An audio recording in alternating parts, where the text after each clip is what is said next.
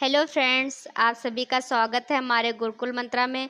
आज हम एक बहुत ही इम्पॉर्टेंट विषय के बारे में चर्चा करेंगे, जो है नई शिक्षा नीति 2020। इसके बारे में हम बात करेंगे। जो हमारी नई शिक्षा नीति जो अभी लागू हुई है, वह शिक्षा नीति में स्कूल शिक्षा से लेकर उच्च शिक्षा तक जो बदलाव किए गए हैं, आज हम उसके बारे में महत्वपूर्ण बिंदुओं पर चर्चा करेंगे। तो चलिए हम लोग बढ़ते हैं इसके महत्वपूर्ण बिंदुओं की तरफ। तो सबसे पहला बिंदु है 34 साल बाद शिक्षा में बदलाव। तो हमारी जो शिक्षा है उसमें 34 साल बाद शिक्षा में बदलाव किया गया है।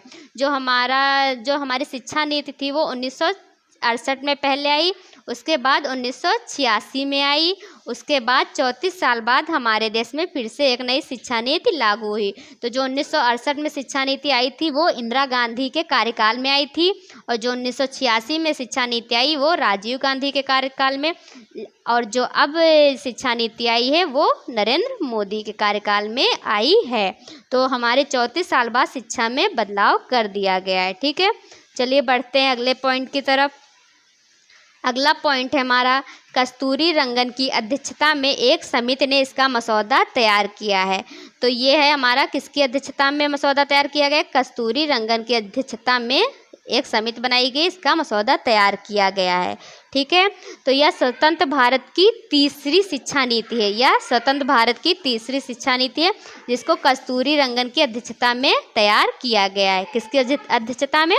कस्तूरी रंगन की अध्यक्षता में यह तैयार किया गया है। ठीक है, चलिए बढ़ते हैं अगले पॉइंट की तरफ। अगला पॉइंट है हमारा 5वीं कक्षा तक छात्रों को मातृभाषा राष्ट्रभाषा में पढ़ाया जाएगा। तो हमारा जो पॉइंट है वो है 5वीं कक्षा तक के जो बच्चे हैं, जो छात्र हैं, उनको मातृभाषा तथा राष्ट्रभाषा में पढ़ाया जाएगा। उन पे पढ़ाई का कोई ऐसा जोर नहीं होगा।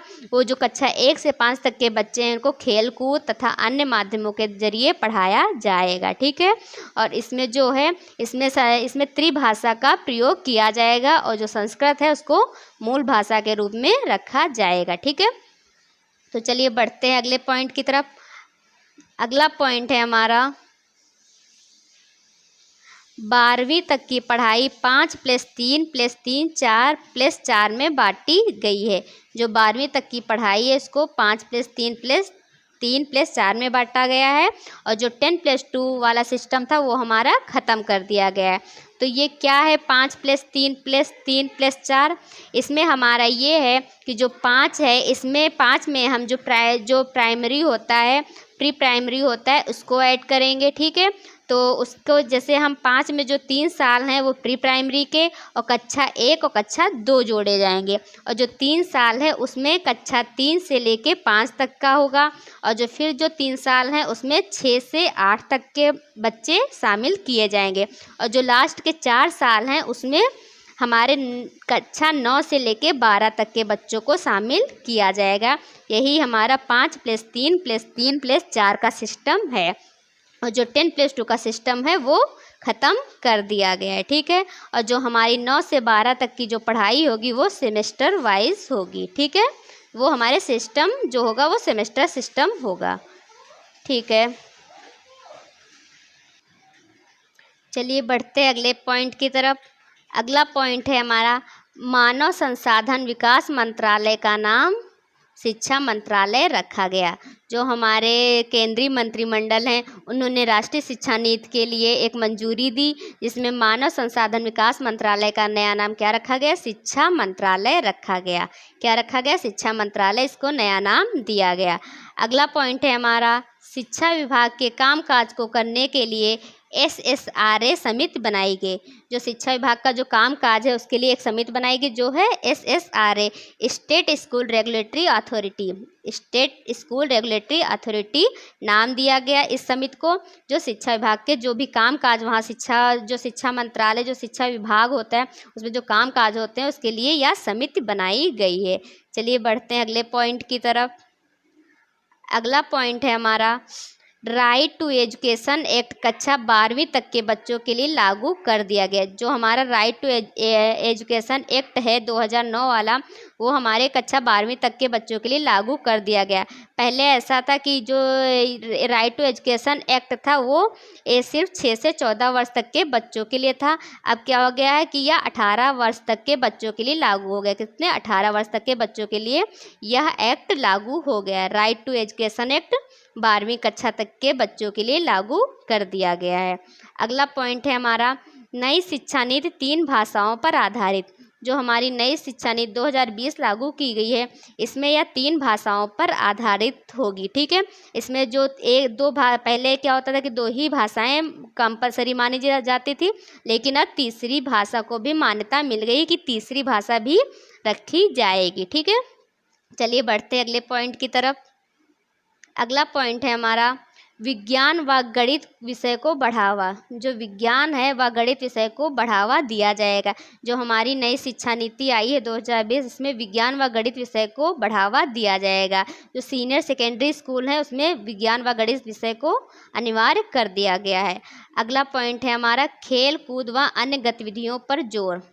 जो हमारे कक्षा 1 से 5 तक के बच्चे हैं उनको जो शिक्षा दी जाएगी वो खेल कूद व अन्य गतिविधियों के माध्यम से दी जाएगी, जिससे बच्चे अपनी जो पढ़ाई है उसको बिल्कुल बोझ की तरह ना लें और अच्छे से अपनी पढ़ाई कर सकें। तो इसमें खेल कूद व अन्य गतिविधियों पर भी जोर दिया जाएगा हमारी नई शिक्षा नीति 2020 के अनुसार। चलिए बढ़ते हैं अगले पॉइंट की तरफ। अगला पॉइंट है हमारा मिड डे मील में बच्चों को भोजन के साथ ब्रेकफास्ट दिया जाएगा। जो हमारा मिड डे मील है उसमें बच्चों को भोजन के साथ ब्रेकफास्ट भी दिया जाएगा। पहले होता था कि बच्चों को सिर्फ भोजन दिया जाता था, लेकिन अब जो हमारी नई शिक्षा नीति आई है उसमें बच्चों को भोजन के साथ ब्रेकफास्ट भी दिया जाएगा। चलिए बढ़ते हैं अगले पॉइंट की तरफ। अगला पॉइंट है हमारा शिक्षकों को गैर शैक्षणिक कार्य से हटाया जाएगा। जो हमारे शिक्षक हैं, पहले क्या था कि शिक्षकों को पहले जो काम होते थे जैसे चुनावी कार्य या बीएलओ या एमडीएम जैसे कार्य जो होते थे वो शिक्षक के हाथ में थे। लेकिन आज की जो शिक्षा नीति है, जो शिक्षा नीति 2020 है, उसके द्वारा जो शिक्षक हैं उनको गैर शैक्षणिक कार्य में नहीं लगाया जाएगा और इसके लिए वो बिल्कुल जिम्मेदार नहीं होंगे। तो जो चुनावी कार्य होते थे, बीएलओ व एमडीएम जैसे कार्य जो शिक्षक हमारे करते थे, अब वो ये कार्य नहीं करेंगे। ठीक है, चलिए बढ़ते अगले पॉइंट की तरफ। अगला पॉइंट है हमारा नई शिक्षा नीति में 4 साल का बीएड कोर्स। यह बहुत ही इंपॉर्टेंट पॉइंट है। जो हमारी नई शिक्षा नीति आई है इसमें 4 साल का बीएड कोर्स मान्य कर दिया गया है। जैसे अगर आप अगला पॉइंट है हमारा नई शिक्षा नीति में 4 साल का बीएड कोर्स। इसमें ये है कि हमारा जो पहले जो था वो हमारा बीएड सिर्फ 2 साल का होता था। अब अगर आप 12वीं करते हो या इंटर पास करके जाते हो तो आपको जो बीएड करना होगा वो 4 साल का होगा।